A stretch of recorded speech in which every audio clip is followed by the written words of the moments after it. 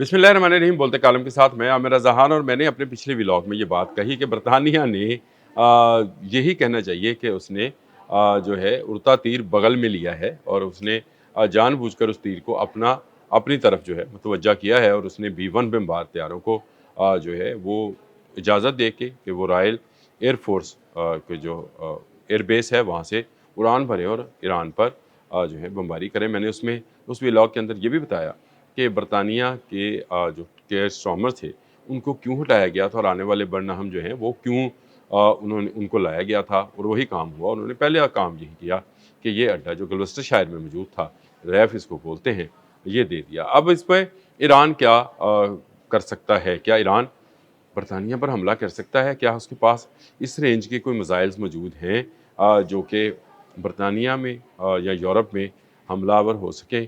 तो इसके लिए हमें मार्च 2026 की तरफ जाना पड़ेगा, जब डेगो गार्शिया पर 2 मिसाइल फायर हुए थे। अगर आपको याद है तो डेगो गार्शिया भी बरतानिया हाई का एक जज़ीरा है, कब्ज़ा उसका है बहरे हिंद के अंदर।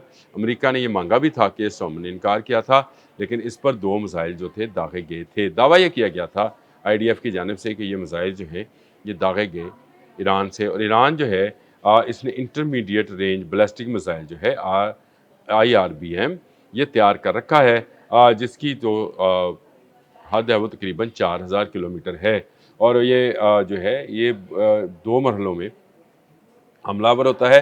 नाम इसका अभी तक पासदार ने नहीं दिया, यानी ये एक ऐसा सरप्राइज़ है जिसका ना नाम है, लेकिन सिर्फ ईरान पर यह कहा जाता है कि इसने ये मिसाइल हासिल कर लिया है। वैसे तो इसने इंटरकॉन्टिनेंटल बैलिस्टिक मिसाइल भी किया था। मैंने याद है मुझे कि मैंने इस पर एक व्लॉग भी किया था जिसमें मैंने आपको बताया था कि रशिया ने इसकी बाकायदा इजाज़त दी थी, और अंटार्कटिका के किसी दूर दराज मुकाम तक वो मिसाइल जो था उसने अपना फासला तय किया था। नाम इसका जो है अभी तक नहीं है, लेकिन जो है कॉन्टिनेंटल या इंटरमीडिएट मिसाइल जो है इसको कहा जाता है।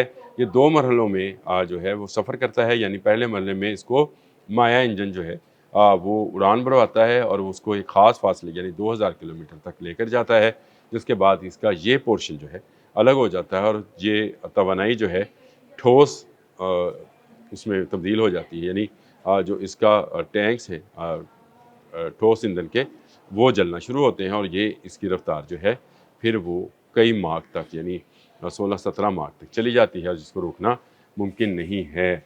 और इसको इन्होंने अपने बनाया है। ये भी माहिरीन समझते हैं कि हमशर 4 को और सजील को 2 मिसाइल्स ऐसे हैं जिनको शायद इन्होंने अपग्रेड किया है, और इनको अपग्रेडेशन में इसको जो है वो इंटरमीडिएट बैलिस्टिक मिसाइल में तब्दील किया है, जो कि 3500 या 4000 किलोमीटर का फासला कर सकते हैं।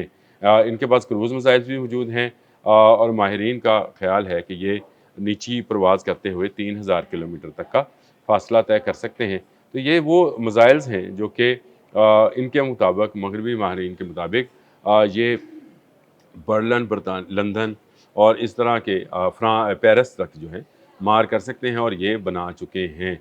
लंदन, पेरिस, बर्लिन और रोम जैसे यूरोपीय दारकूमत को बराह रास्त निशाना बनाने की, ये मेरी नहीं है, डोला एंजिस की रिपोर्ट है जी, और उन्होंने कहा कि ये 2 मरहलों में सफ़र तय कर सकते हैं, और इसकी जो है और इस मिसाइल की उन्होंने कामयाबी से जो है उसकी प्रैक्टिस भी यहाँ इसको वैसे प्रैक्टिस ही बोलते हैं वो अपनी ज़ुबान में, लेकिन हम अंग्रेज़ी को अगर उसमें तब्दील करेंगे तो इसकी मश्क जो है उन्होंने मुकम्मल कर रखी है। रशिया की मदद से उन्होंने अंटार्कटिका पर ये बैलिस्टिक मिसाइल जो था वो तजर्बाती तौर पर फायर कर रखा है, और यही वो एक मिसाइल है जिस पर पासदारान इनकलाब ने कहा है कि जो बरतानिया है वो बाज रहे ईरान पर हमलावर होने में, मदद करने में, क्योंकि हम इस पर जो है जो इसकी मदद करेगा अमेरिका की, हम उस पर हमला करने की जो है वो रखते हैं। और एक भी मिसाइल अगर यूरोप के किसी एक शहर पर भी गिरता है, आपको अंदाज़ा होना चाहिए कि फिर यूरोप जो है उसमें लोगों की सूरत हाल या वहाँ पर होने वाले जो अभी भी मुजाहिरीन हैं और मुजाहरे हैं इस जंग के ख़िलाफ़ जो हैं, और जो इकॉनमी है और महंगाई है, इकॉनमी का डाउन और महंगाई का अप जो है वो और मज़ीद ज़्यादा हो जाएगा, और ज़्यादा लोग परेशानी का शिकार होंगे। पहले ही यूरोपियन स्टॉक एक्सचेंज कुछ ज़्यादा अच्छे फ़िगर्स जो हैं वो नहीं दिखा रही है, और मैं इस पर भी एक व्लॉग कर चुका हूँ कि इज़राइल की भी मंशा यही है कि यूक्रेन वार के अंदर यूरोप का मैक्सिमम जो उसकी कैपेसिटी ہے اس کی معیشت کی، اکانومی کی، اس کو استعمال کر لیا جائے۔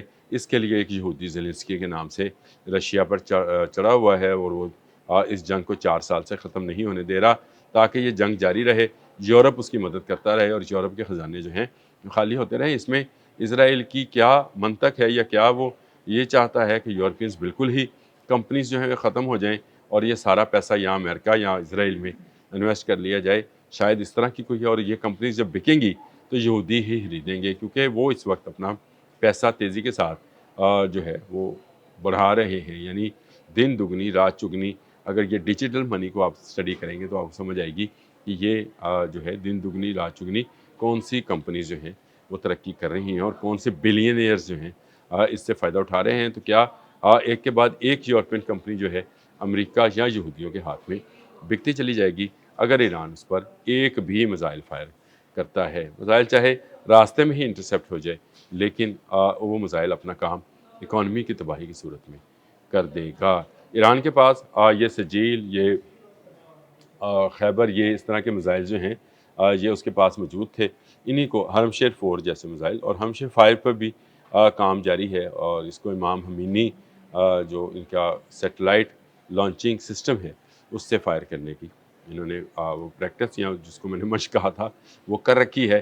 تو یہ کیا ایک واقعی یہ دھمکی جو ہے یہ اس قابل ہے کہ وہ یورپ کو دہلا سکتی ہے، لرزا سکتی ہے برطانوی اکانومی کو، جو پہلے ہی ڈاواڈول ہے۔ وہاں پہ سیاسی نظام بھی ایسا ہے، 4 سالوں میں 4 وزیر اعظم جاتے ہیں، تو اس کا مطلب یہ ہے کہ وہاں اسٹیبلٹی نہیں ہے، اور یہی انسٹیبلٹی جو ہے ان کی معیشت میں بھی نظر آتی ہے۔ ایران کے ساتھ جو ہے انہوں نے، میں نے جیسے کہا کہ انہوں نے اڑتا ہوا تیر، وہ جو کہ مڈل ایسٹ میں امریکی اڈوں کی طرف جا رہا تھا، اس کا رخ موڑ کر اپنی بغل میں گلوسٹر شائر میں جو ہے وہ لے لیا ہے، اور اس کو اب اس کا نقصان جو ہے ان کو بھگتنا پڑے گا۔ ایران ہر اس جگہ پر حملہ کرے گا جہاں پر سے اس پر حملہ ہوگا، یہ بات اس نے ثابت کی ہے۔ عراق، کویت، قطر، بحرین، جارڈن، متحدہ عرب امارات، سعودی عرب، جہاں جہاں سے امریکی جہازوں نے پرواز بھری، وہاں وہاں پر ایران نے فائر کیا ہے۔ برطانیہ کو سبق سیکھنا چاہیے ان مڈل ایسٹ کے ممالک میں موجود امریکی اڈوں کو دیکھ کر، کہ وہاں پر نہ انٹرسیپٹرز بچے ہیں، نہ ریڈار سسٹمز، نہ کمانڈ اینڈ کنٹرول سینٹرز، بڑے پیمانے پر ان کی ایئر بیسز بھی تباہ ہوئی ہیں۔ تو گلوسٹر شائر میں موجود یہ رائف جو ہے رائل ایئر فورس کی جو ہے فیئر فورٹ، اس کو کیا وہ نقصان پہنچانا برداشت کر سکتے ہیں؟ اور کیا امریکہ ان کی مدد کو آئے گا؟ کیا امریکہ اپنے آپ کو مڈل ایسٹ کے اندر بچا پایا ہے؟ جو یہ وہاں پر بھی برطانیہ جو ہے اب ایران پر حملہ ور ہے۔ یہ ایک بڑا سوال ہے یورپینز کے لیے۔ یورپین ابھی تک اس جنگ سے دور ہیں۔ امریکہ چیختا رہا، نیٹو ممالک کو پکارتا رہا، نہ جرمنی آیا، نہ فرانس آیا، نہ برطانیہ آیا، لیکن جیسے ہی برطانیہ میں گورنمنٹ تبدیل ہوئی، ویسے ہی امریکہ نے برطانیہ سے حملوں کا آغاز کر دیا۔ اس کے B-1 بمبار طیارے ایران پر حملہ آور ہیں، اور پاسداران انقلاب پہلی وارننگ جاری کر چکے ہیں۔ کہتے ہیں کہ اسلام میں بھی یہی ہے کہ 2 سے 3 وارننگز جو ہیں دی جائیں، اور اس کے بعد حملہ کیا جائے۔ تو برطانیہ کو اس پہلی وارننگ سے ہی سمجھ جانا چاہیے کہ اس کو اس جنگ میں نہیں آنا ہے۔ یہ جنگ براہ راست اسرائیل، امریکہ اور ایران کی ہے، اور اس میں کسی تیسرے ملک کا آنا اس کے لیے نقصان دہ ہو سکتا ہے۔ مڈل ایسٹ کی پوری پٹی سے یہ پوچھا بھی جا سکتا ہے۔ برطانوی اپنے نمائندے بھیجیں اور ایک ایک اڈے کا معائنہ کرا لیں، العدید ہے، علی السالم ہے، یا جو بھی فوجی اڈہ ہے، یا 5th فلیٹ کا ان کا بحرین کے اندر اڈہ ہے، اس کا پہلے معائنہ کرا لیں، اس کے بعد آپ جس کی مرضی اجازت دے دیں، اور یہ نہ سمجھیں کہ آپ سب تک پہنچ سکتے ہیں۔ آپ تک کوئی نہیں پہنچ سکتا۔ ایران کے پاس ابھی بھی بہت سارے سرپرائزز موجود ہیں۔ اب تک کے لیے اتنا ہی۔ اللہ حافظ۔